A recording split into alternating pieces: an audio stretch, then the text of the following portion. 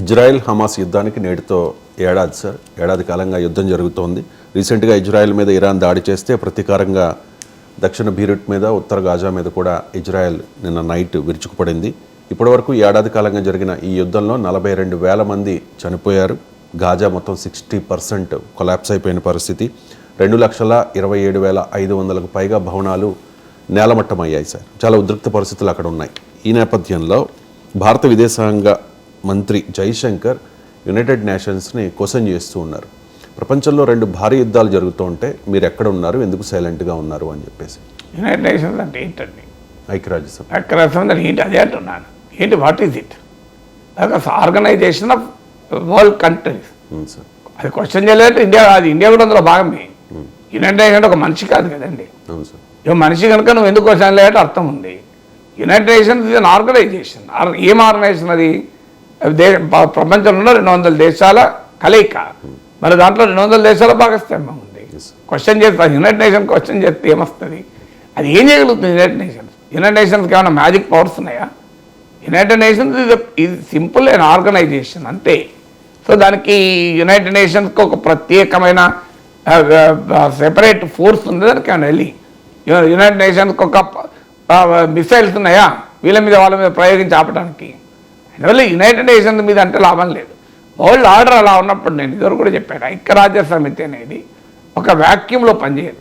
ఐక్యరాజ్య సమితి అనేది ప్రపంచంలో ఉన్న రాజకీయ, ఆర్థిక, మిలిటరీ పరిస్థితుల కాంటెక్స్ట్లో పనిచేస్తుంది. ప్రపంచంలోనే రాజకీయ, ఆర్థిక, మిలిటరీ కాంటెక్స్ట్లు కొన్ని ధృవాలుగా ఉన్నప్పుడు, అగ్రరాజ్యాల ఆధిపత్యంలో ఉన్నప్పుడు యునైటెడ్ నేషన్ కూడా చేయగలిగింది ఏమీ ఉండదు. ఎందుకంటే యునైటెడ్ నేషన్స్ను విమర్శిస్తే ఉపయోగం ఏం లేదు. వరల్డ్ ఆర్డర్ను క్వశ్చన్ చేయాలి. ఆ వరల్డ్ ఆర్డర్ను క్వశ్చన్ చేస్తూ ఆధిపత్యాన్ని క్వశ్చన్ చేయాలి. అది క్వశ్చన్ చేయకుండా ఐక్యరాజ్య సమితి మీద పడితే ఆ ఐక్యరాజ్య సమితి ఏం చేయగలుగుతుంది? ఇప్పుడు మీరు పార్లమెంట్లో చర్చలు బాగా లేవని పార్లమెంట్ బిల్డింగ్ను కోప్పడితే ఏమొస్తుంది? పార్లమెంట్ బిల్డింగ్ ఏం చేస్తుంది? ఈ పార్లమెంట్ సెక్రటరీ జనరల్ ఏం చేస్తాడు? సభ్యులు మారకపోతే మీరు ఏమండి పార్లమెంట్ సరిగా ఏం ఎలా నడుస్తుంది అని సెక్రటరీ జనరల్ మీద బిగపడడం అనుకోని ఆయన ఏం చేస్తారు? పార్లమెంట్ సెక్రటరీ జనరల్ ఎంపీలే చెప్తాడు, సార్ మీరు వీళ్ళు ఇలా ఉండకూడదు సార్, ఇది పద్ధతి కాదని చెప్పగలుగుతారు, రూల్స్ ఇది కాదంటాడు. అందుకని ఏం చేయగలుగుతారు చెప్పండి? యునైటెడ్ నేషన్ సెక్రటరీ జనరల్ ఏం చేయగలుగుతాడు? యునైటెడ్ నేషన్ సెక్రటరీ జనరల్ ఇజ్రాయెల్కి పోతే రానయ్యామన్నారు. మరి దానికి ఖండించిన భారత విదేశాంగ మంత్రి, అయ్యా యూఎన్ సెక్రటరీ జనరల్ రాని ఏం చేయాలి? యూఎన్ సెక్రటరీ జనరల్ ఇజ్రాయెల్ మీద బాంబులు వేయగలడా? ఆయన బాంబులు ఉన్నాయా? ఏం చేస్తారు? What will you do? United nation దగ్గర ఉన్న మ్యాజిక్ పవర్స్ ఏంటి? యునైటెడ్ నేషన్ చేయగలిగింది ఏమీ లేదు. ప్రపంచంలో ఉన్న బలాబలాల్ని యూఎన్ఓ రిఫ్లెక్ట్ చేస్తుంది. దానికి భిన్నంగా రిఫ్లెక్ట్ చేసే క్వశ్చన్ లేదు. మీకు బలం ఉన్నప్పుడు బలాబలాల్లో మార్పు రావాలి. ఇప్పుడు పార్లమెంట్లో గత 10 ఏళ్ళుగా మా నరేంద్ర మోడీకి తిరుగులేని మెజార్టీ ఉండే. ఆయన చెప్పింది చేశాడు, ఆయన ఎవరు చెప్పినా వినలే. ప్రజలు పోరాడితే తప్ప వ్యవసాయ చట్టాలు వెనక్కి తీసుకెళ్ళే. ఇవాళ ప్రజలు వెంటనే 303 నుంచి 240 తగ్గించారు. ఏం జరుగుతుందో చూస్తున్నాం కదా. దాని మీద U turn, lateral entry U turn, capital gains tax U turn, ఇలా ప్రతి దానిపైన యూటర్న్ తీసుకుంటున్నారు లేదా?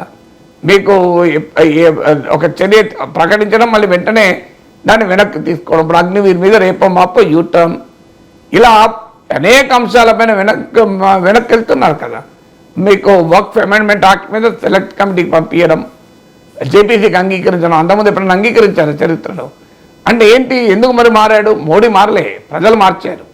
ప్రజలు 240 సీట్లు ఇచ్చే వరకు అనివార్యంగా బలాబలాల్లో మార్పు వచ్చింది కనుక, బలాబలాల్లో మార్పు వచ్చిన తర్వాత మీకు మీడియాల దూరంలో, మీడియా ఈవెన్ న్యాయ వ్యవస్థ తీర్పుల్లో కూడా మీకు మార్పు కనబడుతుంది. ఎందుకంటే ఓవరాల్ కాంటెక్స్ట్ చేంజ్ అయినప్పుడు వ్యవస్థలో మార్పులు కనబడతాయి. అందువల్ల పార్లమెంట్లో బలాబలాలను మార్పు వస్తే విధానాల్లో ఎన్ని రకాల మార్పు వస్తున్నాయో మనం చూస్తున్నాం. ప్రతిపక్షాలు అభ్యంతరం చెప్తే వెనక్కు ప్రధానమంత్రి తీసుకుంటున్న సందర్భాలు చూస్తున్నాం. వాట్ ఈస్ ద డిఫరెన్స్ ఏం లేదు. బలాబలాల్లో మార్పు, అది కూడా ప్రపంచంలో కూడా అంతే. బలాబలాల్లో మార్పు వస్తే యునైటెడ్ నేషన్స్ మార్పు వస్తుంది.